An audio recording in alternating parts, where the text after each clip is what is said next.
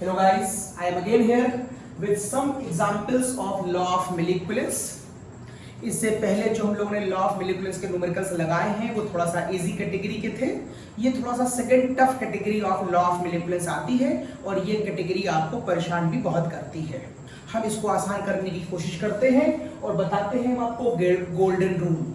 इसको मैं golden rule कहता हूँ, ये बुक में नहीं दिया है, ये मैंने अपनी समझ से बनाया है और इससे थोड़ा सा न्यूमेरिकल आपके लिए काफी आसान हो जाता है। समझिए, मैं इस पूरे सारे न्यूमेरिकल्स को दो पार्टों में डिवाइड करूंगा in the term of golden rule. पहला तो मैं आपसे ये केस बनाता हूं कि मान लीजिए मेरे पास एक वेसल है, वहां पर पानी मौजूद है और मान लिया 100 ml है और उसमें मैंने नमक डिसॉल्व कर दिया और जस्ट सपोज कर लीजिए कि मैंने वहां पर 5 ग्राम नमक डिसॉल्व कर दिया। ऑब्वियस सी बात है, इसका कुछ ना कुछ नमकीनपन डेवलप हो गया होगा। मैं शक्कर डालता तो मैं कहता हूं मीठापन डेवलप हो गया होगा, मैंने नमक डाल दिया तो मेरे कहने का मतलब है कुछ ना कुछ कॉन्सेंट्रेशन इसका आ गया होगा। तो मैंने कहा सपोज करिए इस सॉल्यूशन का अपना कोई ना कोई कॉन्सेंट्रेशन आ गया होगा, ठीक है, ओके। नाउ अब अगर इसमें से हम 20 ml यही वाला सॉल्यूशन अलग कर लें तो इस घटना को हम बोलते हैं कि आपने क्या कर दिया है, सेपरेशन ऑफ सॉल्यूशन। तो सोच के बताइए, जो कॉन्सेंट्रेशन इसका है अगर यहां से 20 ml अलग कर दिया जाए तो ये ज्यादा नमकीन होगा कि इससे कम नमकीन होगा? इन दोनों के कॉन्सेंट्रेशन में क्या कोई डिफरेंस होगा? नहीं, कोई डिफरेंस नहीं होगा। इसका मतलब आप ये कहना चाहते हैं कि इन दोनों का कॉन्सेंट्रेशन एक दूसरे के इक्वल होगा। सोच के देखो, अगर तुमने घर में चाय बनाई है, 4 कप चाय बनाई है और वो 4 कप चाय यहां रखी है, अगर तुम 1 कप चाय अलग कर दो तो दोनों चाय में से किसका मीठापन ज्यादा होगा? कैसी बातें कर रहे हो, दोनों का मीठापन सेम होगा, ठीक है। तो सेपरेशन करने पर कॉन्सेंट्रेशन चेंज नहीं होता। लेकिन गौर से देखिए, यहां पर अगर मैं मिली इक्विवेलेंस निकालूं, मिली हटाइए, खाली इक्विवेलेंस की बात कर लेते हैं। अगर मैं इक्विवेलेंस निकालूं तो उसका फॉर्मूला होता है यहां पर वेट अपॉन इक्विवेलेंट वेट। अगर मैं इस सॉल्यूशन में निकालूं तो यहां भी फॉर्मूला होगा वेट अपॉन इक्विवेलेंट वेट। तो आपको इस वाले सॉल्यूशन में नमक कितना दिया है मैंने, 5 और NaCl का इक्विवेलेंट वेट होता है 58.5। तो पहले वाले वेसल में जो इक्विवेलेंस आ रहा है वो 5/58.5 आ रहा है। अब सोच के बताइएगा, जब मैं 20 ml यहां पर लाऊंगा तो क्या ये पूरा का पूरा 5 ग्राम तुमको यहां पर मिलेगा? नहीं, ये 5 ग्राम से कम मिलेगा। अप्रोक्सीमेशन आप अगर यहां पर देख रहा हूं, सीधे सीधे साफ दिखाई दे रहा हूं, शायद 1 ग्राम मिलेगा। तो मैं मान लेता हूं कि 5 ग्राम तो नहीं मिलेगा, मान लीजिए 1 ग्राम मिलेगा। लेकिन इक्विवेलेंट वेट ऑफ नमक चेंज नहीं होगा, वो होगा 58.5। ये देखिए, इस सॉल्यूशन में अगर आप NaCl का मिली इक्विवेलेंस निकालेंगे या इक्विवेलेंस निकालेंगे तो ये वैल्यू आएगी। मिली में बार बोल देता हूं, मिली बोलूंगा तो 1000 से मल्टीप्लाई कर देना, मिली नहीं बोल रहा हूं 1000 हटा देना। तो इस वाले पॉइंट को लेकर टेंशनाइज मत होना।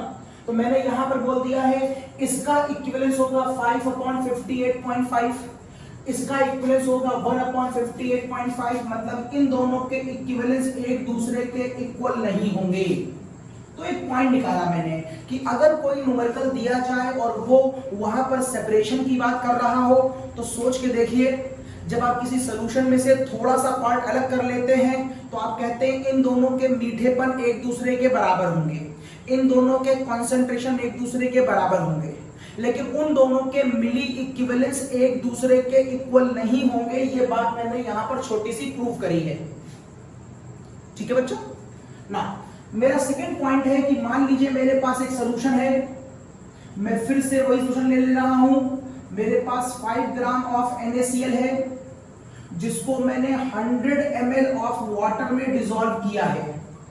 तो इसका अपना कोई मीठापन या नमकीनपन आ गया होगा।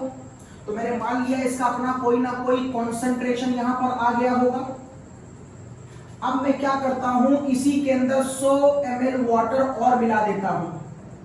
इस घटना को हम कहते हैं डाइल्यूशन।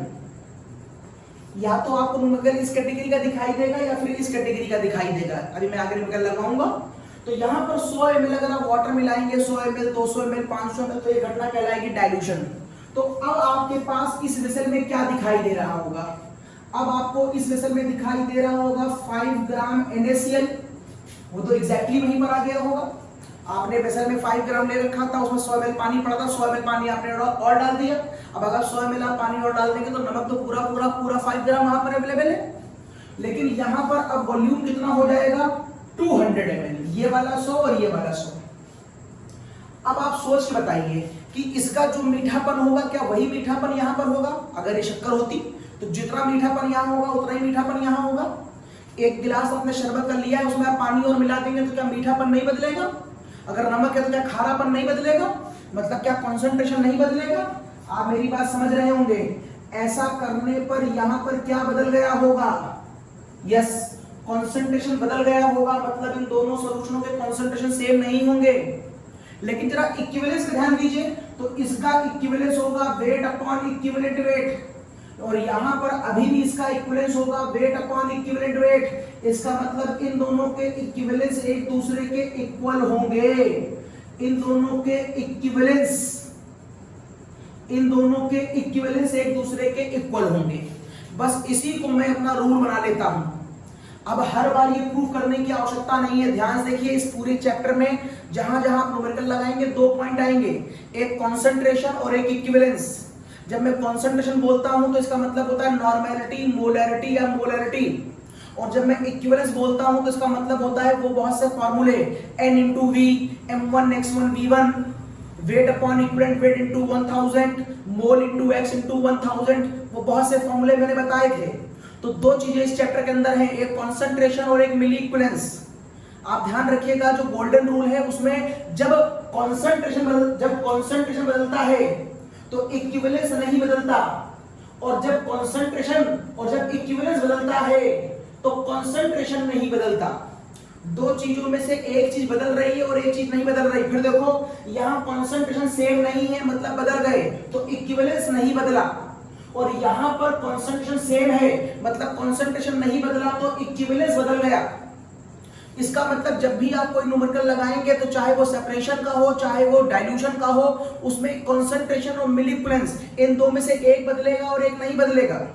हर बार आप गोल्डन रूल लगाकर मत ओपन करिए, आप सिर्फ कॉन्सेंट्रेशन पे गौर कर लीजिए। मैं आपको एक ट्रिक बता रहा हूं याद करने की, आप सिर्फ कॉन्सेंट्रेशन पे गौर कर लीजिए। कॉन्सेंट्रेशन बदल रहा होगा तो मिली नहीं बदल रहा होगा, कॉन्सेंट्रेशन बदल रहा होगा तो इक्विवेलेंस नहीं बदल रहा होगा, और कॉन्सेंट्रेशन बदल रहा होगा तो इक्विवेलेंस नहीं बदल रहा होगा। देखो क्या ऐसा ही हो रहा है। देखो, कॉन्सेंट्रेशन जब कॉन्सेंट्रेशन जब बदल रहा है तब इक्विवेलेंस नहीं बदल रहा है, और यहां देखो जब कॉन्सेंट्रेशन नहीं बदल रहा है तो इक्विवेलेंस बदल रहा है। तो न्यूमेरिकल को देखते ही इक्विवेलेंस निकालना आसान नहीं होगा, कॉन्सेंट्रेशन निकालना आसान होगा। फॉर एग्जांपल, मैं आपसे कहूं कि 4 कप चाय बनाई, 1 कप चाय बाहर कर दो, बताओ इस चाय में और इस चाय में कॉन्सेंट्रेशन में बदलाव आया है कि मिली बदलाव, इक्विवेलेंस में बदलाव आया है? अब आप इक्विवेलेंस नहीं निकाल पाएंगे, लेकिन कॉन्सेंट्रेशन तुरंत बता देंगे कि सर अगर आपने चाय इसी से निकाली है तो फिर इस चाय का मीठापन और इस चाय का मीठापन सेम होगा। अब अगर इस प्रोसेस में कॉन्सेंट्रेशन सेम है तो इन दोनों चीजों के इक्विवेलेंस अलग अलग होंगे, क्योंकि वो आपने याद कर रखा है कि एक चीज बदलेगी तो एक चीज नहीं बदलेगी। हर बार ऐसे प्रूफ मत करिएगा, आप कॉन्सेंट्रेशन पर गौर करिए, वो बदलेगा तो इक्विवेलेंस नहीं बदलेगा। फॉर एग्जाम्पल, आपने 1 कप चाय बनाई और उसमें कुछ पानी मिला दिया, अब बताओ पानी मिलाने के बाद उस चाय का कॉन्सेंट्रेशन बदल गया कि नहीं बदल गया? हाँ सर, कॉन्सेंट्रेशन बदल गया। अगर कॉन्सेंट्रेशन बदल गया तो फिर क्या नहीं बदला होगा? इक्विवेलेंस नहीं बदला होगा। ये मैं आपसे कह रहा हूं। तो आपके लिए किसी भी न्यूमेरिकल में क्या देखना आसान होगा? कॉन्सेंट्रेशन देखना आसान होगा। और कॉन्सेंट्रेशन हम किससे देखेंगे? नॉर्मेलिटी या मोलैरिटी से देखेंगे। तो ये है मेरा गोल्डन रूल, एक रूल जिसमें हम डाइल्यूशन करते हैं और एक रूल जिसमें हम सेपरेशन करते हैं। आपने 4 कप चाय बनाई थी, 1 कप चाय बाहर निकाल ली, दोनों का मीठापन सेम होगा मतलब दोनों का कॉन्सेंट्रेशन सेम होगा। अगर कॉन्सेंट्रेशन सेम होगा तो इक्विवेलेंस सेम नहीं होगा। आपने 4 कप चाय बनाई थी, उसमें एक कप पानी और मिला दिया, अगर आप पानी और मिला देंगे तो दोनों का मीठापन बदल जाएगा, कॉन्सेंट्रेशन बदल गया तो फिर क्या नहीं बदलेगा? इक्विवेलेंस नहीं बदलेगा। इस बात को समझने के बाद अभी आपके सामने 8 न्यूमेरिकल है, मैं बारी बारी एक एक करके सारे न्यूमेरिकल आपके सामने लेता हूं और देखिए ये सारे न्यूमेरिकल्स कैसे किए जाते हैं। ओके, देखिए हटा रहा हूं उसको, इसका स्क्रीनशॉट ले लिया होगा आपने।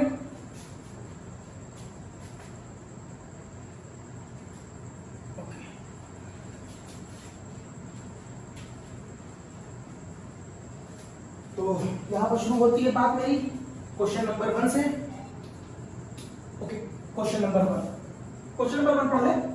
1.325 ग्राम सोडियम कार्बोनेट, डायग्राम जरूर बना लीजिएगा। क्वेश्चन नंबर 1 कह रहा है 1.325 gram sodium carbonate are dissolve in 250 centimetre cube of water. इसको डिसॉल्व कर दिया गया है 250 सेंटीमीटर क्यूब ऑफ पानी में। 250 सेंटीमीटर क्यूब बोलो या 250 ml बोलो, एक ही बात है। डिसॉल्व कर दिया गया है। ऐसा करने पर ये एक सॉल्यूशन बन गया जिसका अपना कोई ना कोई कॉन्सेंट्रेशन होगा। अगर मैं बोलूं ऐसे, इसका अपना कोई ना कोई मीठापन होगा, इसका अपना कोई ना कोई खारापन होगा और कोई वैल्यू फिक्स होगी इसकी। Okay, 25 ml of this solution. अब इसमें से कितना बाहर निकाल लिया गया है? इसमें से 25 ml बाहर निकाल लिया गया है। 25 ml ऑफ दिस सॉल्यूशन। अगर मैं क्वेश्चन आगे ना पढ़ूं तो क्या मैं इतना कह सकता हूं कि जो मीठापन इसका होगा वही मीठापन इसका होगा? मान लो मोटा मोटा के शक्कर घोली है। अगर तुम ये घटना कर रहे हो कि इसमें से 25 ml बाहर निकाल रहे हो तो इसे तुम सेपरेशन ही तो मानोगे। अगर सेपरेशन मानोगे तुम यही तो कहोगे कि इन दोनों के कॉन्सेंट्रेशन एक दूसरे के बराबर है। और गोल्डन रूल के क्वालिटी का कॉन्सेंट्रेशन बराबर होंगे तो क्या बराबर नहीं होगा? इक्विवेलेंस बराबर नहीं होगा। तो मैं इक्विवेलेंस लिखूं या मिली लिखूं, इससे कोई खास फर्क नहीं पड़ता। मैंने कहा इसका मतलब है इनके मिली इक्विवेलेंस एक दूसरे के बराबर नहीं होंगे।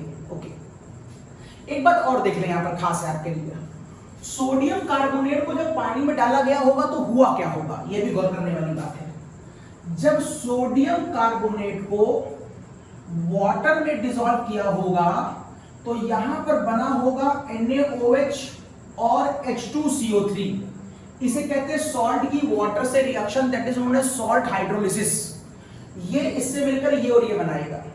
अब ध्यान से देखो, यहां पर एक बेस बना है और यहां पर एक एसिड बना है। अब आपको चेक करना पड़ेगा कि इन दोनों में स्ट्रॉन्ग एसिड कौन है और स्ट्रॉन्ग बेस कौन है। ये कॉन्सेप्ट भी लगाना पड़ेगा आपको। अब स्ट्रॉन्ग बेस के नाम पर यदि मैं आपको बताऊं बिना कॉन्सेप्ट के कुछ याद करने का तरीका, तो मैं आपसे कहूंगा फर्स्ट ए और सेकंड ए में आने वाले जितने भी एलिमेंट हैं उनके सभी बेस स्ट्रॉन्ग होते हैं। हेलन का वैसे फरार, lithium, sodium, potassium, rubidium, caesium या बेटा मांगे कार स्कूटर बाबूराजी, बेरिलियम, उसके बाद कैल्शियम, फिर बेरियम, फिर स्टेंशियम, इन सब के भी बेस हमेशा स्ट्रॉन्ग होते हैं। ओके, तो स्ट्रॉन्ग बेस जो होता है वो फर्स्ट ए और सेकंड ए के आने वाले लोग, और शायद ये फर्स्ट ए में आता है इसलिए स्ट्रॉन्ग हो गया। अच्छा, स्ट्रॉन्ग एसिड कैसे निकालोगे? स्ट्रॉन्ग एसिड कैसे निकालोगे? तो कहते हैं वैसे तो एसिड का स्ट्रॉन्ग और वीक निकालना एक लंबा चौड़ा प्रोसेस है, खाली शॉर्ट ट्रिक बता रहा हूं। तो फिलहाल जब तक आपको डिटेल नहीं पढ़ाई जाती है तब तक आप HCl, H2SO4 और HNO3 को ही स्ट्रॉन्ग मानिएगा। इनके अलावा आपको जितने भी एसिड दिखाई दे आप फिलहाल वीक मानिएगा, क्योंकि अभी आपको बहुत डिटेल बताई नहीं गई है। और आपके वॉल्यूमेट्रिक के जितने भी क्वेश्चन है, चाहे यहाँ के हो चाहे कॉम्पिटिटिव के हो, वो लगभग इन्हीं एसिड के आसपास चलेंगे। एक और हिंट कर दे रहा हूं, अगर आपको कोई ऑर्गेनिक एसिड दिखाई दे रहा हो तो आप उसे हमेशा वीक मानेंगे। ऑर्गेनिक एसिड का मतलब एसिटिक एसिड हो सकता है और ऑर्गेनिक एसिड का मतलब ऑक्सैलिक एसिड हो सकता है। तो जितने भी ऑर्गेनिक एसिड है ये वीक होते हैं। तो फिर से बताइए, आप कैसे पहचानेंगे कि वो स्ट्रॉन्ग है कि वीक है? तो फर्स्ट और सेकंड ए में आने वाले जितने बेस है वो सारे स्ट्रॉन्ग होंगे, उसके अलावा वीक होंगे। जैसे कि एल्युमिनियम हाइड्रोक्साइड, अब बताओ ये वीक है कि स्ट्रॉन्ग है? अब ये फर्स्ट और सेकंड ए में तो नहीं आता, तो वीक मान लीजिएगा। इन लोगों को छोड़कर जितने भी एसिड बचेंगे वो सारे आप वीक मानेंगे। अब बताइए H2CO3 को आप वीक एसिड मानेंगे कि स्ट्रॉन्ग मानेंगे? H2CO3 इन तीनों में नहीं आता है, इसलिए आप इस एसिड को वीक मानेंगे। ओके, ठीक। तो यहां पर एक स्ट्रॉन्ग बेस बना है और एक वीक एसिड बना है। अगर इन दोनों का आपस में मिक्सचर ले लिया जाए तो स्ट्रॉन्ग बेस वीक एसिड से मिलकर के जो डेवलप करेगा मिक्सचर, उसका नेचर कैसा होगा? उसका नेचर बेसिक होगा। स्ट्रॉन्ग बेस वीक एसिड से मिलकर के जो मिक्सचर डेवलप करेगा वो बेसिक होगा। अगर ये स्ट्रॉन्ग होता, ये भी स्ट्रॉन्ग होता, तब वो न्यूट्रल हो जाता। अगर एसिड स्ट्रॉन्ग होता और ये वीक होता तो मीडियम एसिडिक हो जाता। फिलहाल ये स्ट्रॉन्ग है इसलिए मैंने इस मिक्सचर को बेसिक कहा। इन सारी बातों को बताने की वजह ये थी कि मैं जानना चाह रहा था कि इस पानी में घोलने के बाद इसका मीडियम कैसा होगा, तो आप समझ गए कि सर इसका मीडियम बेसिक होगा, क्योंकि ये वाली घटना यहां पर हो रही होगी। और चूंकि तुमने इसमें से ही 25 ml निकाला है तो इसका भी मीडियम कैसा होगा, तो इसका भी मीडियम बेसिक होगा। ठीक, दोनों का मीठापन सेम होगा, दोनों पे इक्विवेलेंस अलग होंगे, और ये भी बेसिक होगा, ये भी बेसिक होगा। इस कॉन्सेप्ट से ये मेरा अभी भी कॉन्सेप्ट डेवलप हो रहा है। आगे देखिए, इसकी रिएक्शन 20 ml ऑफ H2SO4 से कराई गई है। अब इसकी रिएक्शन कराई किससे है, इस कंपाउंड की रिएक्शन 20 ml ऑफ H2SO4 से कराई गई है। ये देखिए, इस बेस की रिएक्शन किससे कराई है, एसिड से। सेपरेट करने पर कोई रिएक्शन नहीं हो रही थी, लेकिन इसकी जब मैं खुद कह रहा हूं इससे रिएक्शन कराई है, तो एसिड और बेस रिएक्शन कर रहा है। और दुनिया में जब भी कोई रिएक्शन होती है तो वहां पर उसके इक्विवेलेंस या उसके मिलीकुलेंस बराबर होते हैं। तो चूंकि इन दोनों के बीच में आपसे ये कहा जा रहा है कि एक रिएक्शन हो रही है, इसलिए आप कह सकते हैं कि इन दोनों के मिली इक्विवेलेंस एक दूसरे के बराबर होंगे। इन दोनों के मिलीकुलेंस बराबर होंगे। इन दोनों के मिलीकुलेंस बराबर नहीं थे क्योंकि यहां कोई रिएक्शन तो हो नहीं रही थी, आप ऐसे भी कह सकते हैं। और यहां पर इन दोनों के बीच रिएक्शन हो रही है, एसिड और बेस, इसलिए इन दोनों के मिलीकुलेंस बराबर होंगे। ओके ना, पूछ क्या रहा है, कह रहा बताओ H2SO4 की नॉर्मेलिटी क्या होगी और ग्राम पर लीटर में इसकी स्ट्रेंथ क्या होगी। सबसे पहले आपको इस तरह का एक होमवर्क करना होगा न्यूमेरिकल लगाने के लिए। जब आप न्यूमेरिकल शुरू करें तो पहले इस तरह का डायग्रामेटिक प्रेजेंटेशन अपनी कॉपी में बना लें। इतना कर लेने के बाद अपने रफ पार्ट हटा रहा हूं और ऊपर न्यूमेरिकल के ऊपर काम करूंगा। ये मैंने हटा दिया। ओके ना, आपको निकालना क्या है, आपको निकालना है इस H2SO4 की नॉर्मेलिटी और निकालना है इसी H2SO4 का ग्राम पर लीटर स्ट्रेंथ। ये आपको काम करना है। और आपसे खुद कह रहा है एसिड की रिएक्शन बेस से हो रही है, आपसे खुद वो कह रहा है एसिड की रिएक्शन बेस से हो रही है। आपसे वो कह रहा है ये बेस है तो ये भी बेस होगा, इसलिए सॉरी यहां पर ऐसे लिख दो, इधर बेस है इधर एसिड है, सही कर दे रहा हूं। आप ये कह रहे हैं कि यहां पर जो रिएक्शन हो रही है वो हो रही है एसिड की बेस के साथ, तो आप उसको ऐसे लिख लीजिए। मेरे पास पहले बेस था और फिर मेरे पास इधर एसिड है। एसिड कौन सा है, H2SO4 है। इन दोनों में रिएक्शन हो रही है, इसलिए इन दोनों के मिलीकुलेंस एक दूसरे के बराबर होंगे। अब मिलीकुलेंस के बहुत सारे फॉर्मूले, सारे फॉर्मूले आपको याद होने चाहिए, आपको याद होंगे। कौन सा फॉर्मूला यहां अप्लाई करें, V दे रखा है और V दे रखा है। वॉल्यूम लिक्विड है, वॉल्यूम में STP मत लगा देना, तो फॉर्मूला हो जाएगा N1V1 बराबर N2V2। आपसे इसकी नॉर्मेलिटी पूछ रहा है और इसका वॉल्यूम गिवन है आपको 20। यहां पर इसका भी वॉल्यूम आपको गिवन है, लेकिन आपको इसकी भी नॉर्मेलिटी नहीं मालूम है।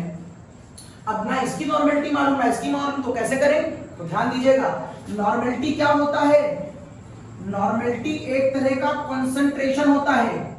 और ऊपर के कॉन्सेप्ट में आप बोल के आए थे कि जब मैंने इसको सेपरेट किया था तो इन दोनों की नॉर्मेलिटी एक दूसरे के बराबर थी।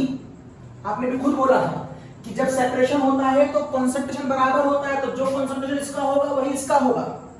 अब आपको इस क्वेश्चन में इसकी नॉर्मेलिटी चाहिए, तो एक काम करिए, इसकी नॉर्मेलिटी पता कर लीजिए। जो नॉर्मेलिटी इसकी होगी वही इसकी होगी, तो इसकी नॉर्मेलिटी निकालने का नॉर्मल फॉर्मूला लगा दीजिए। नॉर्मेलिटी बराबर weight into 1000 upon equivalent weight into volume in ml। आप इसकी नॉर्मेलिटी निकाल रहे हैं तो यहां पर इसका wait 1.325 into 1000 equivalent weight Na2CO3 का, तो Na2CO3 का मॉलिक्यूलर वेट होता है 106, सोडियम का 23 2 से मल्टीप्लाई, कार्बन 12, 16 ऑक्सीजन का 3 से मल्टीप्लाई। और फिर जब Na2CO3 को पानी में घोलेंगे तो एक कैटायन और एक एनायन में टूट जाएगा। इसका मतलब है it is divide by 2। 2 sodium plus develop है तो और एक कार्बोनेट डेवलप है, तो यहां पर 2 प्लस और 2 माइनस, इसलिए डिवाइड बाय 2 इनटू वॉल्यूम आपको दिख रहा है 250 ml। आपको वेट गिवन था, इक्विवेलेंट वेट मुझे कॉन्सेप्ट मालूम है निकालने का, वो मैंने निकाल लिया। ये 250 ml दिया था, ये ऐसे आ गया। अब इसको सॉल्व कर लीजिए, तो यहां पर इसे सॉल्व करेंगे तो ये 53 आएगा, तो मैं काट के 53 लिख दे रहा हूं। यहां पर ये 53 आ गया, इसको सॉल्व करोगे तो ये 4 आएगा, इसको इससे मल्टीप्लाई करोगे तो ये आएगा 5.3 अपॉन 53, तो ये आ गया 0.1। अब ये 0.1 किसकी नॉर्मेलिटी आई?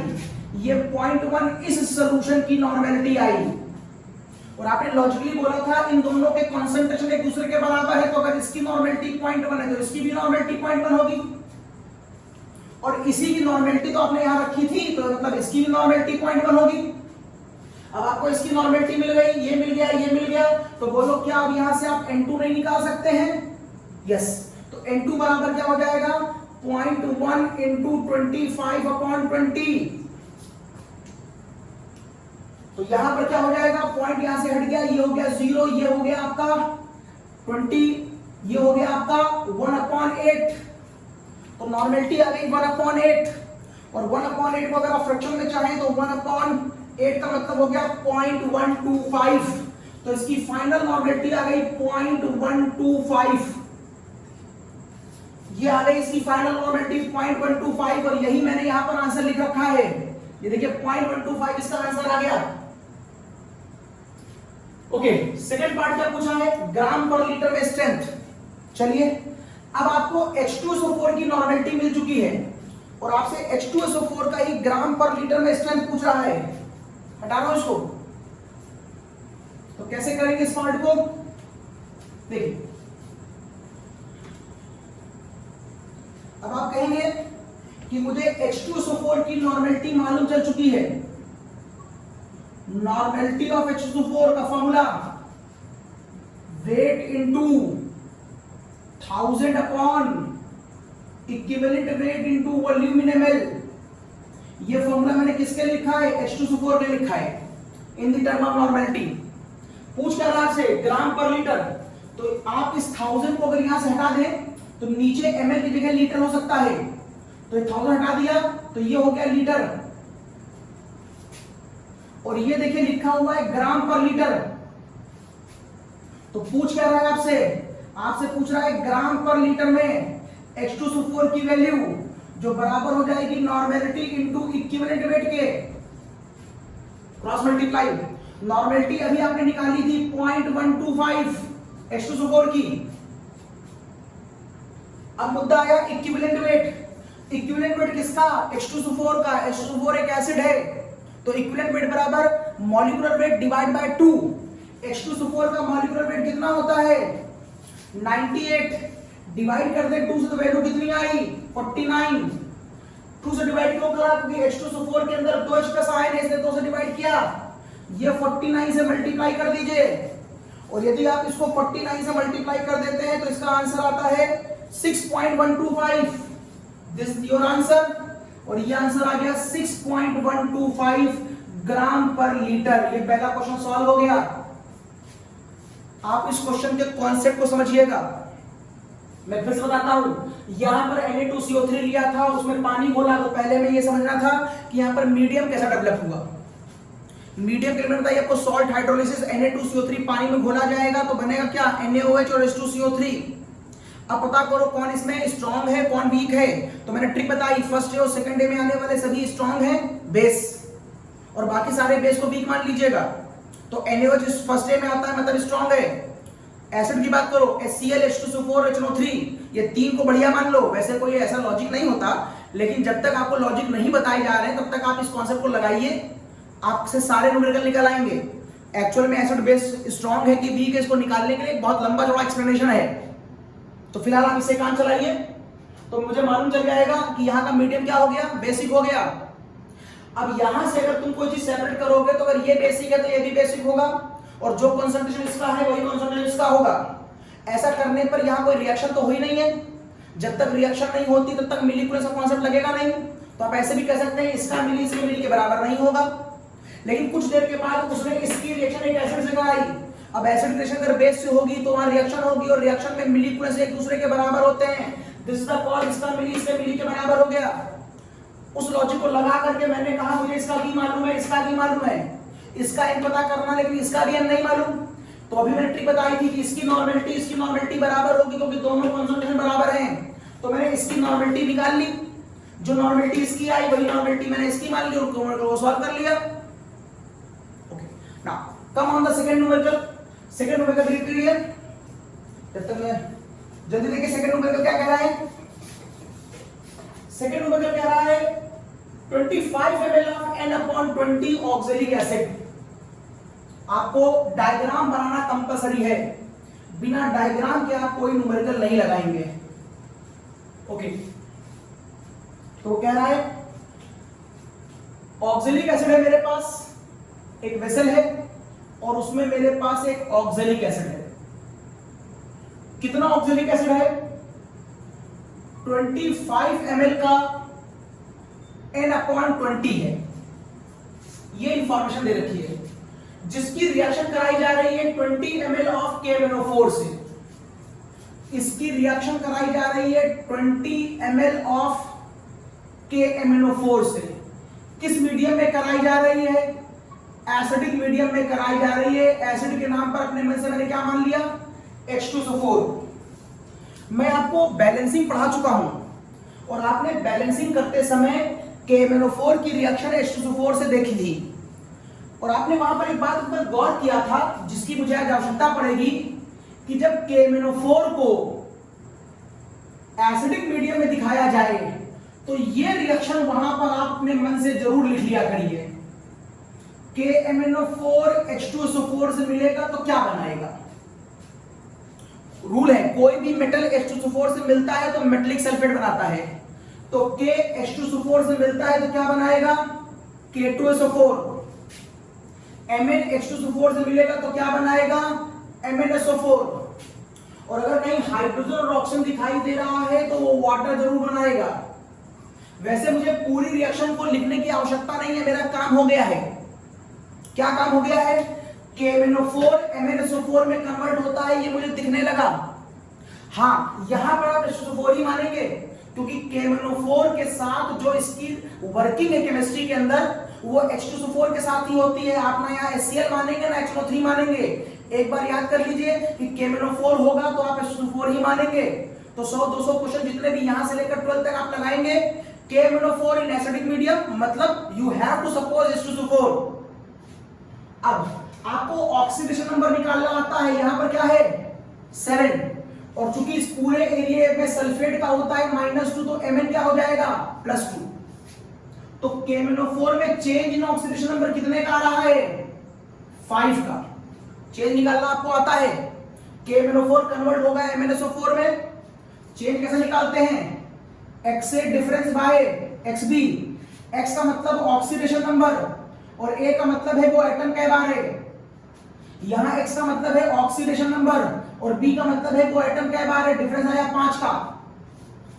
ठीक, ओके। ना पूछा क्या गया था? Calculate the normality and strength of KMnO4।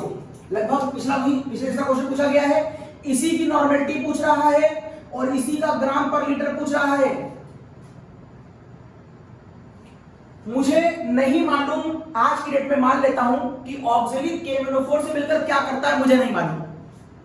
मुझे मालूम करने की आवश्यकता भी नहीं है, यही तो ब्यूटी है लॉ ऑफ मॉलिक्यूलेंस की। एक बात कंफर्म है कि इसके और इसके बीच कोई रिएक्शन हो रही होगी, उस रिएक्शन में क्या क्या बन रहा होगा मुझे नहीं मालूम और ना मुझे उसकी बैलेंसिंग मालूम है। तो मैं इतना तो कह ही सकता हूं कि मिलीक्यूलेंस ऑफ ऑक्सैलिक एसिड बराबर मिलीक्यूलेंस ऑफ KMnO4। मिलीक्यूलेंस ऑफ ऑक्सैलिक बराबर मिलीक्यूलेंस ऑफ KMnO4, ये तो मैं कह ही सकता हूं। मैंने आपको ट्रिक बताई थी, मैंने आपसे कहा था जब भी कोई दो लोग आपस में रिएक्शन करते हैं मुझे ये आवश्यक नहीं है जानना कि वो बैलेंस्ड है कि नहीं है और ना मुझे ये आवश्यक है जानना कि वो क्या क्या बनाते हैं। According to law of molecules equal molecules are react together in equal form. Okay, अब मॉलिक्यूल्स के बहुत से फॉर्मूले हैं, तुम कौन सा लगाओगे डिपेंड करेगा इंफॉर्मेशन में क्या दे रखा है। तो इंफॉर्मेशन दे रखा है N1V1, यहां पर नॉर्मेलिटी पूछी है और V दे रखा है, तो यहां पर फॉर्मूला हो जाएगा N2V2। मतलब फिलहाल मुझे इस वाली इंफॉर्मेशन की आवश्यकता थी नहीं, मैंने निकाल लिया, आगे किसी क्वेश्चन में आएगी, तो यहां पर मुझे इसकी आवश्यकता पड़ेगी नहीं। तो यहां पर नॉर्मेलिटी है 1/20, वॉल्यूम है 25, यहां पर तुमको N2 निकालना था और V है 20, तो N2 का आंसर क्या हो गया? तो N2 का आंसर हो गया 25/400। 25/400 सॉल्व करो, कितना आ जाएगा? लगभग 16, यस 1/16। और अगर 1/60 को सॉल्व किया जाए तो 1/16 ये आ गया पॉइंट, ये 1/60 की टर्म यहां से दे रखा है, इसका आंसर दे रखा है 1/60, ये मेरा आंसर आ गया। कॉन्सेप्ट समझिए। इवन तो मैंने आपको ये पॉइंट बता दिया है, लेकिन इस क्वेश्चन में इस पॉइंट की आवश्यकता नहीं हुई। हम सिर्फ इतना कहेंगे कि ऑक्सिलिक ने K-4 से रेटिंग करी, क्या बनाया मुझे नहीं मालूम, क्या कितना बनाया मुझे नहीं मालूम, बस मुझे इतना मालूम है कि इसका मिली इसके मिली के बराबर होगा। मिली के बहुत से फॉर्मूले, तो यहां पर लगा दिया मैंने N1 V1, यहां पर V दे रखा था, N कुछ रखा था, ये लगा दिया। नाउ अब चूंकि तुम नॉर्मेलिटी निकाल चुके हो, तो नॉर्मेलिटी बराबर weight into 1000 upon equivalent weight upon volume in ml, normality का फॉर्मूला। आपसे ग्राम पर लीटर पूछ रहा है तो 1000 हटाओ और यहां पर लीटर कर दो। अब ये देखो, ये हो गया वेट पर लीटर, तो ग्राम पर लीटर का फॉर्मूला क्या बन गया? तो ग्राम पर लीटर हो गया normality into equivalent weight. Normality हो गई 1/16 किसकी? K-4 की। अब आता है इक्विवेलेंट वेट। इक्विवेलेंट वेट बराबर होता है मॉलिक्यूलर वेट। K-4 का मॉलिक्यूलर वेट 158, K का 39, Mn का 52, O का 16, ये क्वेश्चन में दिया होता है। वैसे K-4 बड़ा वेल फेमस है, अगर आप याद कर ले तो बहुत अच्छी बात है कि 158 इसका मॉलिक्यूलर वेट है। इक्विवेलेंट वेट निकालना है, molecular weight upon x, x का मतलब चेंज इन ऑक्सीडेशन नंबर, आवश्यकता पड़ गई यहां पर। अब कितने का चेंज आ रहा है? कितने चेंज आ रहा है? 5 का, तो डिवाइड कर दो 5 से। ये देखिए, इसको सॉल्व कर लीजिए, सॉल्व करेंगे तो जो आंसर आएगा वो होगा 1.97। Okay, now next question, question number 3 पढ़िए, इसका स्क्रीनशॉट ले लीजिएगा। अब क्वेश्चन नंबर 3 पढ़िए। 0.5 ग्राम एनहाइड्रस, पहले तो आप एनहाइड्रस का मतलब समझिए। अगर हाइड्रस दिया है इसका मतलब वहां पानी है, और अगर एनहाइड्रस दिया है तो इसका मतलब वहां पर वाटर नहीं है। ओके, तो ऑक्जेलिक एसिड, तो यहां पर कंपाउंड दिया है एनहाइड्रस ऑक्जेलिक एसिड। तो ऑक्जेलिक एसिड का फॉर्मूला आप दो तरीके से लिख सकते हैं, देख लें कैसे कैसे। या तो आप ऑक्जेलिक ऐसे लिखिए, विथ पानी, जहां पर 2 मॉलिक्यूल पानी होते हैं ऑक्जेलिक में, या फिर आप ऑक्जेलिक का फॉर्मूला ऐसे लिखिए, ये है एनहाइड्रस ऑक्जेलिक और ये है हाइड्रस ऑक्जेलिक। मॉलिक्यूलर वेट आप निकाल लीजिएगा, इस पूरे का मॉलिक्यूलर वेट आएगा 126 और इसका मॉलिक्यूलर वेट आएगा 90। आपको अच्छी तरह मालूम है वाटर कभी अपने आयनों में आयोनाइज नहीं होता, वाटर कभी आयोनाइज नहीं होता, वाटर से HCOH नहीं लिखते हैं। लेकिन अगर आप ऑक्जेलिक को आयोनाइज करना चाहें तो ऑक्जेलिक हमेशा ऐसे आयोनाइज होगा, चाहे वो विद पानी हो चाहे विदाउट पानी हो। Means oxalic during the process 2 H+ ion दे सकता है। मींस अगर कभी आपको ऑक्जेलिक का इक्विवेलेंट वेट निकालना पड़ जाए तो यहां पर आप बोलेंगे 126 divide by 2 molecular weight divide by x, और यहां पर बोलेंगे आप 90 divide by 2 molecular weight divide by x। दोनों क्वेश्चनों में x की वैल्यू तो 2 ही होगी, हाइड्रस या अनहाइड्रस होने की वजह से मॉलिक्यूलर वेट में बदलाव आएगा। चलिए क्वेश्चन पढ़िए, डायग्राम बनाता हूं।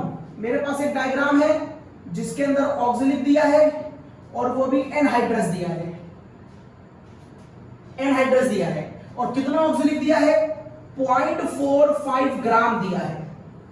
Okay, 0.44 gram oxalic acid required to react 50 ml of KMnO4। इसकी रिएक्शन करा दी गई है 50 ml ऑफ KMnO4 से for the complete oxidation in acidic medium. ये देखिए, इन एसिडिक मीडियम मतलब मैंने मान लिया कि यहां पर क्या मौजूद है? H2SO4। Calculate the normality of KMnO4, फिर से वो आपसे इसकी नॉर्मेलिटी पूछ रहा है। मुझे इसकी रिएक्शन नहीं आती है, लेकिन मुझे आवश्यकता भी नहीं पता करने की, मैं तो कहूंगा कि इसका मिली बराबर इसका मिली। इस बार क्वेश्चन में वेट दिया है तो मिली प्लस का फॉर्मूला वेट वाला लगेगा, तो फॉर्मूला हो जाएगा weight upon equivalent wait into 1000। यहां पर v दिया है, n पूछा है, तो फॉर्मूला लग गया n1v1। वेट दे रखा है 0.45 इक्विवेलेंट वेट, एनहाइड्रस है तो मॉलिक्यूलर वेट हो जाएगा 90, x की वैल्यू 2 है तो 90 डिवाइड बाय 2, तो ये हो जाएगा 45। यहां पर आइए, आपसे नॉर्मेलिटी पूछी है और आपको v दे रखा है 50।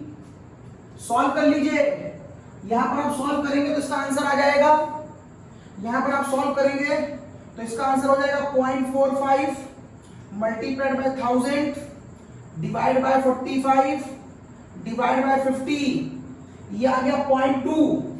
यस, ये देखिए 0.2 आंसर लिखा है मैंने यहां पर, इस क्वेश्चन का आंसर आ गया 0.2, ये आपका आंसर आ गया। तो यहां पर नई बात क्या मिली आपको, ऑक्सिलिक एसिड हाइड्रस एनहाइड्रस कैसा होता है और उसका इक्विवेलेंट वेट कैसे निकालते हैं, ये नई बात थी, बाकी तो कॉमन बात थी। Next question, question number 4, 3.4 gram of N acid. इस बार आपको एसिड का नाम नहीं मालूम है, कह रहा कोई एसिड है, देखिए कह रहा है 3.15 ग्राम कोई एसिड है, डिसॉल्व इन वाटर और वॉल्यूम कितना है 500 ml। पानी में घोलकर इसका वॉल्यूम 500 ml बना लिया गया, उसके बाद इसमें से कितना बाहर निकाल लिया, इसमें से 20 ml बाहर निकाल लिया। ऑफ दिस सोल्यूशन रिक्वायर्ड, और इसकी रिएक्शन किससे करा दी, 20 ml of this solution required 20 ml of n/10 NaOH, 20 ml of n/10 NaOH। अगर एसिड डाइबेसिक हो, अगर ये वाला एसिड डाइबेसिक हो, मोनोबेसिक, डाइबेसिक, ट्राइबेसिक मतलब x की वैल्यू, मतलब इस क्वेश्चन में x की वैल्यू 2 दे रखी है, कहां यूज होगा इस x का, इक्विवेलेंट वेट निकालते समय। तो कह रहा बताओ इस कंपाउंड का मॉलिक्यूलर वेट क्या होगा, ये तुम्हारा क्वेश्चन है। आपको सबसे पहले डायग्राम जरूर बनाना चाहिए, क्वेश्चन पढ़ते जाइए और डायग्राम बनाते जाइए। इतने ग्राम एक एसिड है जिसका नाम मुझे नहीं मालूम, उसको 500 ml में घोला।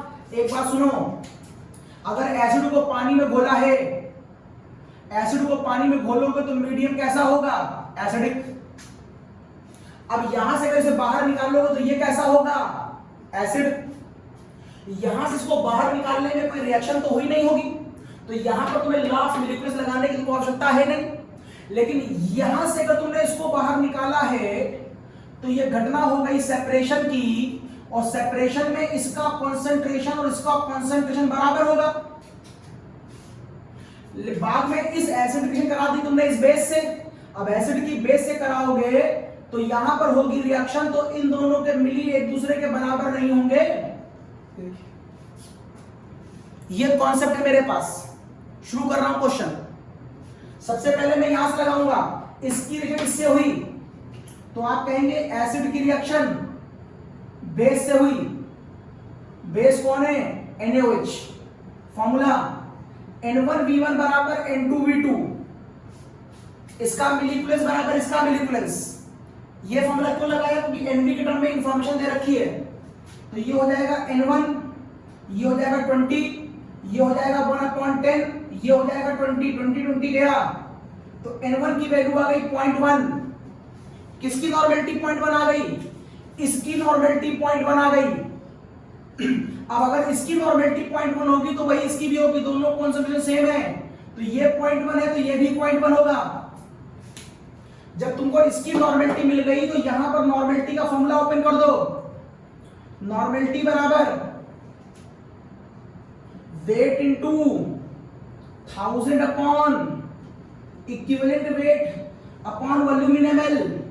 वेट कितना 3.15, 1000 इक्विवेलेंट वेट निकाल लो, क्योंकि मुझे एसिड का नाम नहीं मालूम। वॉल्यूम कितना 500, नॉर्मेलिटी कितनी 0.1, तो यहां से कट के वैल्यू आ गई 2, तो इक्विवेलेंट वेट बराबर हो जाएगा 3.15 इंटू 2 अपॉन 0.1। यहां सॉल्व कर लो तो ये वैल्यू हो जाएगी, ये वैल्यू 5 दूनी 10 0 से लगे 1 2 1 2 और 1 3 और ये हो जाएगा 6 2 3 6। ये पॉइंट और ये पॉइंट चला गया तो ये वैल्यू आएगी 63। इक्विवेलेंट वेट 63 आया, लेकिन पूछा क्या गया है आपसे? Molar mass. अब आपको फॉर्मूला मालूम होगा, इक्विवेलेंट वेट बराबर molecular weight upon x. Equivalent weight 63 है, मॉलिक्यूलर वेट पूछा गया है और x की वैल्यू क्वेश्चन में बोली तो डाई बेसिक है, x की वैल्यू 2, तो बोलो मॉलिक्यूलर वेट 126 नहीं आ जाएगा? यस। और ये देखिए 126 आपको क्वेश्चन में आंसर भी दिया गया था, एक स्क्रीनशॉट लीजिए इसका।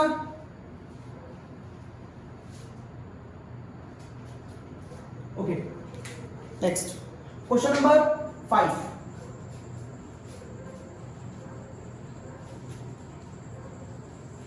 क्वेश्चन नंबर 5,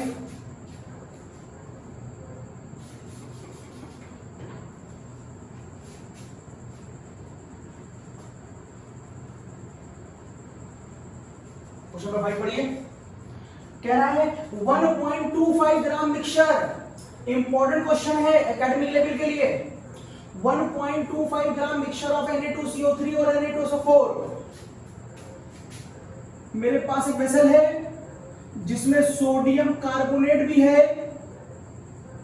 और सोडियम सल्फेट भी है, जिसका कुल वेट 1.25 ग्राम है। 250 ml पानी में घोल दिया गया है, 250 ml यहां पर पानी मौजूद है। तुरंत पहले कॉन्सेप्ट लगा लो, सोडियम कार्बोनेट जब पानी में गया होगा तो उसने NaOH और H2CO3 बनाया होगा। Na2SO4 जब पानी में गया होगा तो उसने NaOH और H2SO4 बनाया होगा। ठीक है, सॉल्ट पानी में जाएगा तो अपने आयनों में टूट जाएगा और फिर वहां पर इस तरह से एसिड और बेस बनाता है। आपने उल्टा पढ़ा होगा, एसिड बेस मिलता है तो सॉल्ट बनाता है। अब आज पढ़ा है सॉल्ट में पानी मिला होगा तो एसिड और बेस मिलेगा। अब ध्यान से देखो, ये भी स्ट्रांग है और ये भी स्ट्रांग है, इसलिए ये दोनों आपस में एक दूसरे को क्या कर देंगे? न्यूट्रलाइज। मतलब सोडियम सल्फेट यहां पर मीडियम ना एसिडिक डेवलप करेगा ना बेसिक करेगा।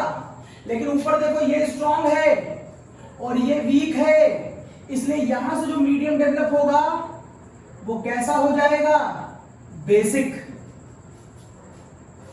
समझे भैया? इन दोनों ने आपस में मिलकर के एक दूसरे को न्यूट्रलाइज कर दिया। एक स्ट्रॉन्ग एसिड है, एक स्ट्रॉन्ग बेस है, तो ये तो बेकार हो गया।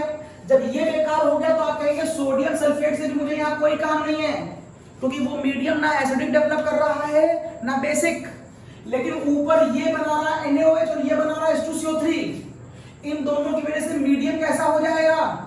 बेसिक, क्योंकि स्ट्रॉन्ग है। मींस यहां पर मीडियम को बेसिक करने की रिस्पांसिबिलिटी किसके ऊपर आ गई? Na2CO3 के ऊपर। तो मेरे कहने का मतलब है यहां पर सॉल्ट भले दो मौजूद हो, लेकिन वर्क केवल एक ही सॉल्ट कर रहा है और वो है सोडियम कार्बोनेट। सोडियम सल्फेट को यहां वर्किंग में नहीं माना जाएगा क्योंकि वो मीडियम डेवलप ही नहीं कर रहा। Okay, then 25 ml of this solution. अब यहां से कितना बाहर निकाल लिया? 25 ml। अगर ये बेसिक है तो ये 25 ml भी कैसा हो जाएगा? बेसिक हो जाएगा। 25 ml of this solution is completely neutralised. 20 ml 0.1 normal, 20 ml 0.1 normal, H2SO4। ये बन गया मेरा डायग्राम और कॉन्सेप्ट तैयार है मेरा। जो क्वेश्चन बोल रहा था वो मैं बोलता गया। यहां पर एक नई बात आपको सीखने को मिली, अगर किसी क्वेश्चन में 2 सॉल्ट दिए हैं तो अगर उस सॉल्ट से स्ट्रॉन्ग एसिड और स्ट्रॉन्ग बेस निकलेगा तो वो सॉल्ट हमारे न्यूमेरिकल में किसी काम का नहीं होगा। यह बात आप ध्यान रखिएगा। अगर हमारे पास दोनों में से अगर दोनों वीक है तो वो मेरे काम का होगा, मैं भी दिखाऊंगा आगे आपको। और अगर उनमें से एक स्ट्रॉन्ग और एक वीक है तो भी वो मेरे काम का होगा। बस एक ही संग मेरे काम का नहीं होगा, जब वो दोनों पार्ट उसके स्ट्रॉन्ग होंगे, ये भी स्ट्रॉन्ग ये भी स्ट्रॉन्ग, ये बेकार हो गया। तो मुझे Na2SO4 से कोई काम नहीं है। Na2CO4 पे न्यूमेरिकल लगाएंगे ही नहीं। चलो तुम कहोगे जब यहां से उठाकर मैंने सेपरेट किया है, इट इज अ घटना ऑफ सेपरेशन, तो ऐसा करोगे तो तुम कहोगे कि सर इसकी नॉर्मेलिटी और इसकी नॉर्मेलिटी सेम होगी, और जब सेपरेशन करते हैं तो कोई रिएक्शन तो होगी नहीं, तो इसका मिली इसके मिली के बराबर होगा, ये कहने की आवश्यकता नहीं है आपको। लेकिन ये बेस है, ये एसिड है, इन दोनों में रिएक्शन हो रही होगी, तुम यहां तो कह सकते हो कि इन दोनों के मिली बराबर होंगे।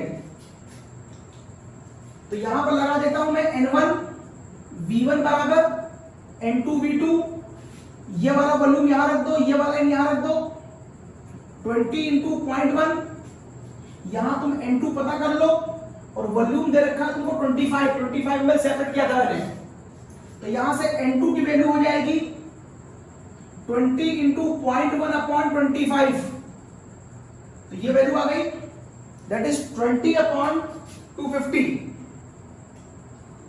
तो 20/250, तो ये वैल्यू आ गई 0.08, इट इज 0.08। ये तुम्हें मिल गई इसकी नॉर्मेलिटी। किसकी नॉर्मेलिटी मिल गई? ये तुमको इसकी नॉर्मेलिटी मिल गई, और जो नॉर्मेलिटी इसकी होगी वही नॉर्मेलिटी इसकी होगी। तो अगर तुमको इसकी नॉर्मेलिटी 0.08 मिल गई है, तो यही नॉर्मेलिटी इसकी भी होगी 0.08, दोनों की नॉर्मेलिटी 0.08। अब तुमसे पूछा क्या है क्वेश्चन में? तुमसे पूछा है calculate the percentage of mixture. ये वाला क्वेश्चन पहली बार तुम्हारे सामने आया है। अब सुनो, जब हम किसी की भी परसेंटेज ऑफ प्योरिटी निकालते हैं तो वहां पर हमेशा फॉर्मूला होता है सामान्य जीवन में, आपने पढ़ा है कई बार, प्योर वेट। तो वहां फॉर्मूला होता है pure weight upon total weight into 100, ये फॉर्मूला है। परसेंटेज ऑफ प्योरिटी, ये फॉर्मूला केमिस्ट्री का नहीं है, सिंपल सामान्य जीवन का है। आपने दूध लिया, उसमें कितना पानी है, कितना प्योर दूध है, तो टोटल वेट नीचे और प्योर दूध ऊपर, तो परसेंटेज निकाल लेंगे। किसी भी चीज की परसेंटेज ऑफ प्योरिटी इसी फॉर्मूले से निकाली जाती है। अब आप देखिए इस क्वेश्चन में आपको 2 वेट की आवश्यकता है। एक वेट क्वेश्चन में दे रखा है ये, लेकिन इस वेट का मतलब इस वेट में ये भी मौजूद है और ये भी मौजूद है, तो मुझे पहले ये पता करना पड़ेगा कि इसमें प्योर वेट कितना है। अब क्वेश्चन उठता है कि प्योर वेट आप किसको मानेंगे, Na2CO3 को मानेंगे कि Na2CO4 को मानेंगे? तो हम प्योर उसको मानेंगे जो रिएक्शन में पार्टिसिपेट कर रहा है, प्योर उसको मानेंगे जो रिएक्शन में पार्टिसिपेट कर रहा है। तो पार्टिसिपेट कौन कर रहा है? Na2CO3। तो Na2CO3 का जो वेट आएगा वो प्योर वेट कहलाएगा। और अगर हम Na2CO3 का वेट यहां पर रखेंगे तो जो परसेंटेज ऑफ प्योरिटी आएगी वो किसकी आएगी? Na2CO3 की आएगी। अब मुद्दा ये उठता है कि ये वेट तो दोनों का है, तो हम Na2CO3 का प्योर वेट निकालें कैसे? उसके लिए आप इस फॉर्मूले को फिर से ओपन कर दो। नॉर्मेलिटी बराबर weight into 1000 upon equivalent weight into volume in ml। Normality कितनी निकाली है? 0.08। ये वाला वेट यहां पुट मत कर देना, क्योंकि ये है टोटल वेट और हम निकालने कौन जा रहे हैं? प्योर वेट, वो वेट जो रिएक्शन में पार्टिसिपेट कर रहा है। तो मैं इसी को प्योर वेट मानूंगा, मैं ये निकालने जा रहा हूं। वॉल्यूम कितना है क्वेश्चन में? 250। अब यहां बच्चों को कंफ्यूजन होता है कि इक्विवेलेंट वेट यहां किसका रखें, Na2CO3 का कि Na2CO4 का? मैंने पहले ही बोल दिया है Na2CO4 रिएक्शन में पार्टिसिपेट नहीं कर रहा, ये इस पूरे न्यूमेरिकल में काम नहीं कर रहा, तो आप लेंगे Na2CO3 का, दैट इज 53। अब अगर आप 53 रख लें Na2CO3 का, तो यहां से जो वेट आएगा वो आएगा 0.08 multiplied by 53 multiplied by 250 divide by 1000, तो ये वैल्यू आई 1.06। तो यहां पर जो वेट आ रहा है वो आ रहा है 1.06, और देख लो ये वाला वेट इस वाले वेट से कम है। प्योर वेट हमेशा टोटल वेट से कम होगा। अगर ये आंसर ज्यादा आ जाता तो मैं समझ जाता मैंने कहीं गलती कर दी है। अब वैल्यू पुट कर दो, तो ये हो गया आपका प्योर वेट, ये हो गया आपका टोटल वेट इनटू 100। तो pure weight upon total weight कर दो, दिस अपॉन 1.25, तो ये आ गया 84.8%। ये आ गया 84.8%। अब ये 84.8% इसमें कौन है? Na2CO3 है जो रिएक्शन में पार्टिसिपेट कर रहा था। तो बाकी बचा हुआ 15.2% कौन है? 15.2% इंप्योरिटी है जो Na2SO4 की फॉर्म में है, जो इस रिएक्शन में, जो इस न्यूमेरिकल में रिएक्शन में पार्टिसिपेट नहीं कर रही थी। तो ये देखिए आपका आंसर 84.8% और ये 15.2%। आप इस न्यूमेरिकल में Na2SO4 का परसेंटेज पहले कभी नहीं निकाल सकते। आप निकालेंगे पहले Na2CO3 की, फिर 100 से माइनस कर देंगे तो Na2SO4 की आएगी। आप Na2SO4 सीधे क्यों नहीं निकाल सकते? क्योंकि Na2SO4 रिएक्शन में पार्टिसिपेट ही नहीं कर रहा था। आपको कैसे मालूम चला नहीं कर रहा था? कि वो एक एसिड एक बेस बना रहा है लेकिन वो आपस में न्यूट्रलाइज कर दे रहा है। इसका मतलब इसकी वजह से मीडियम क्या हो गया? न्यूट्रल। और जब ये मीडियम न्यूट्रल हो गया तो फर्दर वो किसी से रिएक्शन करेगा ही नहीं।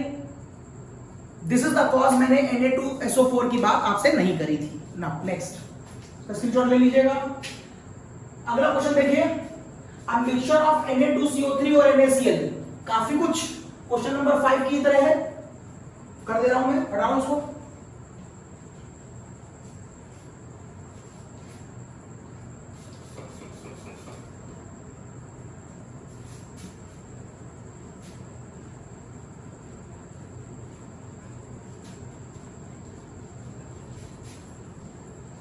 यस,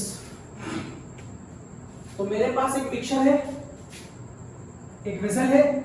अब की उस वेसल में रखा है Na2CO3 और NaCl। Na2CO3 NaCl। इस पूरे का वेट कितना है? 4 ग्राम है। इस पूरे का जो किसमें घोला गया है? 250 ml पानी में घोला गया है। ओके, पहले इतना समझ लें। पानी में Na2CO3 डाला गया होगा तो क्या बना होगा? NaOH और H2CO3। और जब NaCl को पानी में घोला होगा तो क्या बना होगा?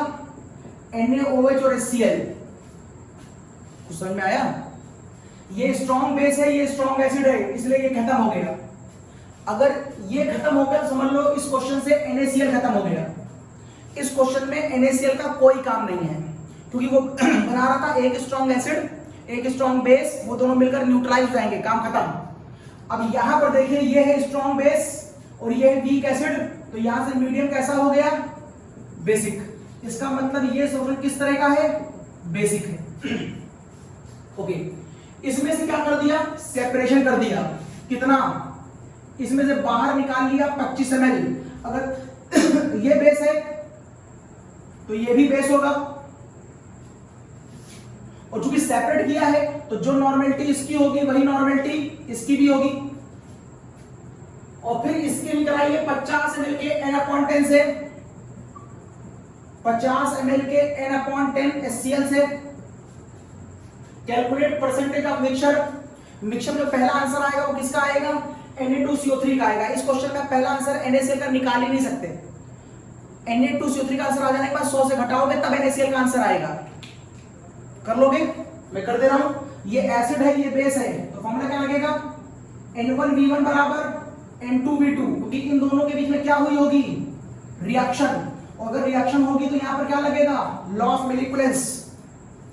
तो इसका N1 आपको पता करना है, इसका V जो है 25 है, इसका N1/10 है, ये 50 है, तो ये हो गया 2 और ये हो गया 5, तो N1 बराबर हो गया 1/5।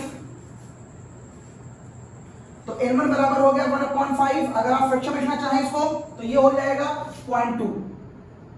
यस, ये आ गया आपका 0.2। अब 0.2 किसकी नॉर्मेलिटी आई? 0.2 इसकी नॉर्मेलिटी आई। अगर इसकी नॉर्मेलिटी 0.2 है तो इसकी नॉर्मेलिटी भी 0.2 हो गई। बोलो। और अगर ऐसा हुआ तो आप कहेंगे इस वाले क्वेश्चन को उठा के आगे ले आओ। तो नॉर्मेलिटी बराबर weight into 1000 upon equivalent weight into volume in ml। Normality तुमने निकाली है 0.2। ये वाला वेट यहां मत रख देना। ये जो वेट दिया है वो प्योर है, सॉरी ये जो वेट दिया है वो टोटल है, और तुमको यहां पर प्योर वेट निकालना है Na2CO3 का कि इस 4 ग्राम में से कितना Na2CO3 है, किसकी वजह से ये रिएक्शन हुई है। तो आप कहेंगे ये प्योर वेट में निकालना चाहता हूं इनटू 1000। Na2CO3 53 होता है, वॉल्यूम कितना दिया है 250, ये गया यहां से 4 आ गया, तो वेट की वैल्यू कितनी आ गई? तो वेट की वैल्यू आ गई 0.2 इंटू 53/4। तो ये आ गया 0.2 इंटू 53/4। तो ये वैल्यू आ गई 2.65। ये 2.65 जो है वो Na2CO3 है। तो परसेंटेज ऑफ प्योरिटी किसके बराबर होगा? Pure weight of Na2CO3 upon total weight into 100। Solve कर लीजिएगा तो आपको ये वाला आंसर मिल जाएगा ये, और फिर इसको 100 से माइनस कर देंगे तो ये आंसर किसका आ जाएगा? NaCl का। आप कभी इस क्वेश्चन में सीधे NaCl का आंसर नहीं निकाल सकते, क्योंकि NaCl रिएक्शन में पार्टिसिपेट ही नहीं कर रहा। क्यों नहीं कर रहा?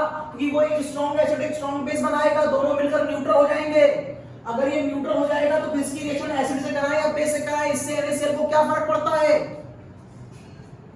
इसको छोड़ लीजिए और हम लोग आ रहे हैं क्वेश्चन नंबर 7 की तरफ।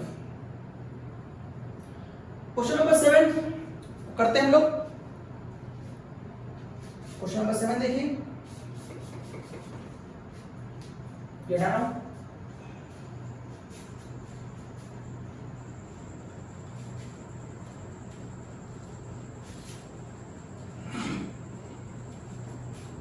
क्वेश्चन नंबर 7 क्या कह रहा है? 2.03 ग्राम एक वेसल है, वेट है 2.103 ग्राम, जिसमें दो लोग मौजूद हैं। खुद NaOH नाम का सीधे एक बेस है और एक मौजूद है Na2CO3। एक सॉल्ट है और एक सीधे बेस है। क्या करा है? इसको पानी में घोल करके वॉल्यूम कितना बना दिया है? 1 लीटर। इसका मतलब है इसको 1000 ml पानी में घोला है। ध्यान देना, जो बेस है वो तो बेस है ही, और जो Na2CO3 है वो इस रिएक्शन की वजह से अपने मीडियम को क्या कर देता है? बेसिक। इसका मतलब है इस बार ये वेसल पानी घोलने पर बेसिक तो होगा, लेकिन ये जो बेसिक मीडियम आएगा वो दोनों की वजह से आएगा। इस बार इस सॉल्यूशन के बेसिक होने की रिस्पांसिबिलिटी इसके ऊपर भी है और इसके ऊपर भी है। दिस इज द कॉज इस बार रिएक्शन में पार्टिसिपेट ये भी करेगा और ये भी करेगा। जैसे पहले एक कर रहा था, अब की दोनों करेंगे। ये खास बात है इस क्वेश्चन के अंदर। अब इसमें से क्या बाहर निकाल लिया? 20 ml। इसमें से क्या बाहर निकाल लिया? 20 ml। तो ये बेसिक है तो ये भी बेसिक होगा। फिर बेस है तो रिएक्शन किससे कराई होगी? एसिड से। देख लो रिएक्शन कराई है 10 ml 0.1 नॉर्मल H2O4। ऑब्वियस सी बात है, एसिड है तो बेस से कराएंगे, और बेस होगा तो एसिड से कराएंगे। तो 10 ml रिएक्शन कराई है 10 ml 0.1 नॉर्मल H2SO4 से इसकी रिएक्शन कराई जाएगी। ठीक। अब यहां से इसमें सेपरेशन किया है मैंने, यहां पर मैंने किया है सेपरेशन, और सेपरेशन में एक बात कंफर्म होती है कि जो नॉर्मेलिटी इसकी होगी वही नॉर्मेलिटी इसकी होगी। लेकिन ये बेस है, ये एसिड है, तो यहां पर क्या हो रही है? रिएक्शन। तो एक बात कंफर्म है कि इसका मिली इसके मिली के बराबर होगा। This is the cos formula लग जाएगा N1V1 बराबर N2V2। N1 इंटू 20 बराबर 0.1 इंटू 10, ये हो गया 2। तो N1 बराबर हो गया 0.1/2, that is 1/20, 0.05, 1/20, that is 0.05। Yes, तो यहां पर वैल्यू आ गई 0.05। ये आ गई आपकी नॉर्मेलिटी। किसकी? इसकी नॉर्मेलिटी आ गई, इसकी आ गई 0.05, और जो नॉर्मेलिटी इसकी होगी वही इसकी होगी, तो इसकी भी आ गई 0.05। अब इस क्वेश्चन में जो ये नॉर्मेलिटी है वो इस पूरे सॉल्यूशन की है। अब देखिए, आप इस पूरे सॉल्यूशन का मिली इक्विवेलेंस कई तरीके से निकाल सकते हैं। चूंकि दोनों ही लोग रिएक्शन में पार्टिसिपेट कर रहे हैं, तो आप चाहें तो वेट की हेल्प से इन दोनों का मिल इक्विवेलेंस निकाल सकते हैं। और आप चाहें तो नॉर्मेलिटी मालूम है और वॉल्यूम मालूम है, तो आप इन दोनों की हेल्प से भी इसका मिल इक्विवेलेंस निकाल सकते हैं। मेरे कहने का मतलब समझिएगा, अगर मैं आपसे कहूं कि बताओ इस पूरे सॉल्यूशन का मिल इक्विवेलेंस क्या होगा इसका, तो आप कहेंगे सर आप चाहो तो एनवी से निकाल लो, तो इसका मिल इक्विवेलेंस होगा 0.05 इनटू वॉल्यूम 1000। सर ये हो सकता है, this is the mill equivalence of this, सही है। दूसरा, अगर आप चाहो तो इसका मिल इक्विवेलेंस, चूंकि ये जो वेट है ये पूरा वेट इस बार यूज हो रहा है, इसमें कोई इंप्योर नहीं है, क्योंकि इस वाले वेट में दोनों लोग आपस में रिएक्शन में पार्टिसिपेट कर रहे हैं। समझो मेरी बात, ये जो वेट दे रखा है ये वेट इन दोनों का है और ये दोनों रिएक्शन पार्टिसिपेट कर रहे हैं, इसलिए आप इस पूरे को प्योर वेट ही मानोगे, क्योंकि सब कुछ रिएक्शन में पार्टिसिपेट कर रहा है। हम इंप्योर तब मानते हैं जब रिएक्शन में पार्टिसिपेट ना कर रहा हो।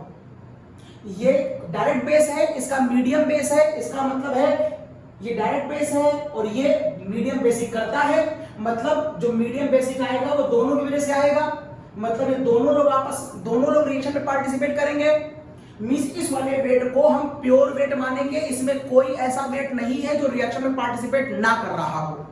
तो मिल इक्विवेलेंस का फॉर्मूला और हो सकता है weight upon equivalent wait into 1000। आप इसको भी अप्लाई कर सकते हो। कैसे? मान लो एक का वेट 1 ग्राम है तो दूसरे का वेट क्या होगा 2.03 माइनस 1। तो मैंने मान लिया एक का वेट x ग्राम है, एक को मतलब x, मैं मान ले रहा हूं NaOH x है, तो वेट अपॉन NaOH का इक्विवेलेंट वेट 40 प्लस दूसरे का वेट है 2.013, दूसरा कौन Na2CO3, उसका equivalent weight 53। Weight upon equivalent wait into 1000, weight upon equivalent wait into 1000, दोनों का 1000 मैंने क्या करा कॉमन ले लिया और एक बार में यहां लिख दिया। ध्यान देखो, ये जो मिल इक्विवेलेंस है वो भी इसका है और ये जो मिल इक्विवेलेंस है वो भी इसका है। जब ये दोनों मिल इक्विवेलेंस इसी के हैं तो मैं चाहूं तो मिल इक्विवेलेंस को एक दूसरे के बराबर कर सकता हूं। मिल इक्विवेलेंस, इसी का मिल इक्विवेलेंस ये है, इसी का एक ही चीज का मिल इक्विवेलेंस आप कई तरीके से दिखा रहे हैं तो वो सब एक दूसरे के बराबर हो सकते हैं। इसका मतलब यदि आप चाहें तो आप कह सकते हैं, आप चाहें तो कह सकते हैं x अपॉन 40 प्लस, यहां पर सही करना पड़ेगा 2.03 माइनस x करिएगा 2.013 माइनस x यहां पर है तो ये माइनस x, तो ये हो जाएगा 2.013 minus x upon 53 into 1000 is equal to 0.05 into 1000।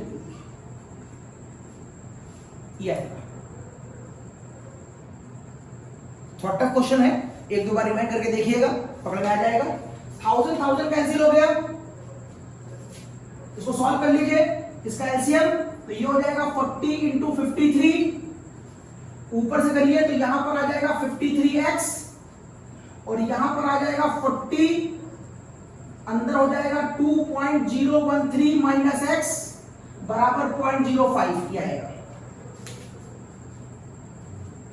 Then what, फिर क्या होगा 40 को 53 से मल्टीप्लाई इंटू 53, तो ये नीचे आ जाएगा आपके पास नंबर 2120 और 2120 को क्रॉस मल्टीप्लाई कर दो 0.5 से 0.05 से 106, इसको इससे मल्टीप्लाई करोगे तो 106 आ रहा है, तो ये हो जाएगा 53x plus 40 2.013 minus x is equal to 106। इसको ओपन कर लो तो ये हो जाएगा, इसको ओपन कर लो तो ये हो जाएगा 53x प्लस 40 को मल्टीप्लाई करो 2.103 से 2.013 that is 80.52 minus 40x is equal to 106। तो x में से x सॉल्व कर लो और नॉर्मल नंबर में से नॉर्मल नंबर, तो ये हो जाएगा प्लस का 13x और ये मोटा मोटा आ जाएगा लगभग, चलो एग्जैक्टली निकाल लेते हैं। तो ये हो जाएगा 106 माइनस 106, तो ये हो जाएगा 25.48, तो ये हो जाएगा 25.48। ये उधर चला गया था तो ये भी प्लस में और ये भी प्लस में। तो x बराबर क्या आ गया, x बराबर 25.48 डिवाइड बाय 13, तो ये हो जाएगा 1.96, तो यहां पर आएगा 1.96। अब ये 1.96 किसका वेट है, 1.96 x का वेट है। x किसको माना तुमने, x NaOH को माना था। तो पूरे 2.013 में से NaOH जो है वो 1.96 है, तो बताओ Na2CO3 कितना होगा, Na2CO3 2.103 माइनस 1.96 नहीं हो जाएगा। तो परसेंटेज ऑफ प्योरिटी निकालनी है, तो परसेंटेज ऑफ प्योरिटी बराबर अब आप कहेंगे 1.96 किसका है, NaOH का है, अपॉन टोटल कितना है 2.013 है। अब इस क्वेश्चन में आप पहले परसेंटेज ऑफ प्योरिटी इसकी भी निकाल सकते हैं और इसकी भी निकाल सकते हैं, क्योंकि आपको दोनों के वेट मिल गए हैं। आप किसी की भी परसेंटेज ऑफ प्योरिटी पहले निकाल सकते हैं। तो वेट अपॉन दिस करोगे इनटू 100, तो आंसर आ जाएगा, कर लो। तो ये हो जाएगा 1.96 डिवाइड बाय 2.013, आंसर आ गया 97.37%। ये देखिए 97.37%, 97.37%, 100 घटा देना दूसरा आंसर आ गया। ठीक, थोड़ा टफ क्वेश्चन था, आप बार बार देखिएगा, ऐसे क्वेश्चन आपको एकेडमिक में और कंपटीशन में खूब मिलेंगे। वॉल्यूमेट्रिक एनालिसिस की प्रैक्टिस खूब करिए, इसके क्वेश्चन एकेडमिक लेवल की बुकों में भी और आरसीएम में भी दिए हैं। आरसीएम में भी 50, 60, 100 एक सॉल्व एग्जाम्पल है, पहले सॉल्व लगाइएगा तब सॉल्व जब चाहिएगा। हटा रहा हूं उसको। लास्ट क्वेश्चन, इस क्वेश्चन में देखिए, पढ़िए क्वेश्चन आखिरी वाला क्या कहता है, क्या कह रहा आखिरी क्वेश्चन, क्वेश्चन कह रहा है 1.22 ग्राम मिक्सचर ऑफ Na2CO3 और पोटेशियम कार्बोनेट। तो मेरे पास एक वेसल है जिसका कुल वेट 1.22 ग्राम है, जिसमें सोडियम कार्बोनेट भी है और पोटेशियम कार्बोनेट भी है, जिसको पानी में घोल दिया है और वॉल्यूम कितना बनाया है 100 ml। तो पहले एक लॉजिक देख लो, ये क्या बनाएगा NaOH और H2CO3, ये क्या बनाएगा K2, ये क्या बनाएगा KOH और H2CO3। बताओ दोनों में से कौन वर्किंग करने जा रहा है, ध्यान से देखो, दोनों वर्किंग करने जा रहे हैं, क्योंकि यहां पर मीडियम इसकी वजह से बेसिक हो जाएगा और यहां पर मीडियम इसकी वजह से बेसिक हो जाएगा। इसका मतलब यहां पर जो मीडियम बेसिक डेवलप होने जा रहा है वो इन दोनों की वजह से है। मींस इसका मतलब है इस क्वेश्चन में भी ये दोनों रिएक्शन में पार्टिसिपेट करेंगे। तो आप ये दोनों ही लोग रिएक्शन में पार्टिसिपेट करेंगे। ठीक, आगे देखो। अब वो कह रहा है इसमें से कितना बाहर निकाल लिया 20 ml, इसमें से 20 ml बाहर निकाल लिया। अगर ये बेस है तो ये क्या होगा, ये भी बेस होगा। सेपरेशन किया है तो इसकी नॉर्मेलिटी और इसकी नॉर्मेलिटी बराबर होगी। इसकी ऑब्वियस है बेस है तो हम कराएंगे किसे, एसिड से। 40 ml 0.1 नॉर्मल HCl से कराइए, 40 ml 0.1 नॉर्मल HCl से इसकी रिएक्शन कराइए। तो फॉर्मूला इसका मिली बराबर इसका मिली, तो आप बोलोगे N1V1 बराबर N2V2। N1 पता कर लो, ये 20 है, ये 0.1 है, ये 40 है, ये हो गया 2, तो N1 की वैल्यू आ गई 0.2। अगर यहां पर नॉर्मेलिटी 0.2 आ गई, अगर यहां पर नॉर्मेलिटी 0.2 आ गई तो यहां भी नॉर्मेलिटी 0.2 होगी। अब देखो फिर इस क्वेश्चन में, अब तुमको यहां पर इसकी नॉर्मेलिटी मालूम है, इसका वॉल्यूम मालूम है, इसका वेट मालूम है, और ये जो वेट है ये प्योर वेट है, क्योंकि इस वेट में ये भी है और ये भी है। क्यों प्योर कह रहा हूं, क्योंकि पूरा का पूरा वेट रिएक्शन में पार्टिसिपेट कर रहा है। तो अब आप कह सकते हैं इस पूरे सोल्यूशन का मिली इक्विवेलेंस मैं दो तरीके से निकाल सकता हूं। एक तो एनवी से निकाल सकता हूं 0.2 इंटू 100 से, 0.2 इंटू 100 से, और एक मैं निकाल सकता हूं इसका weight upon equivalent weight into 1000 plus weight upon equivalent weight into 1000। दोनों का सम क्यों करा? क्योंकि ये दोनों लोग रिएक्शन में पार्टिसिपेट कर रहे हैं। अब एक के वेट को मान लो x Na2CO3 को, और ये हो गया 53 प्लस दूसरा हो जाएगा 1.22 माइनस x अपॉन K2CO3 निकाल लेना 69 आएगा, और 1000 क्या कर लिया मैंने कॉमन। ये पूरा मिली इक्विवेलेंस सॉल्यूशन का है और ये भी मिली इक्विवेलेंस सॉल्यूशन का है, तो ये दोनों एक दूसरे के बराबर हो सकता है। तो सॉल्व कर लोगे तो यहां पर क्या x की वैल्यू नहीं आ जाएगी, और जो x आएगा वो किसका वेट होगा? Na2CO3 का होगा। फिर परसेंटेज ऑफ प्योरिटी बराबर pure weight upon total weight into 100, फिर कुछ ना कुछ आंसर आएगा, और जो आंसर आ जाए उस आंसर में से 100 माइनस कर देना, तो दूसरे वाले का भी आंसर आपको साफ दिखाई देगा। तो ये लॉ ऑफ मिली इक्विवेलेंस में कुछ न्यूमेरिकल आप आरसीएम से लगाते रहिए। अगले एक्सरसाइज के अंदर, अगले लेक्चर के अंदर मैं लॉ ऑफ मिली इक्विवेलेंस के कुछ और न्यूमेरिकल लगवाऊंगा और उसके बाद हेडिंग चेंज करूंगा। बाय।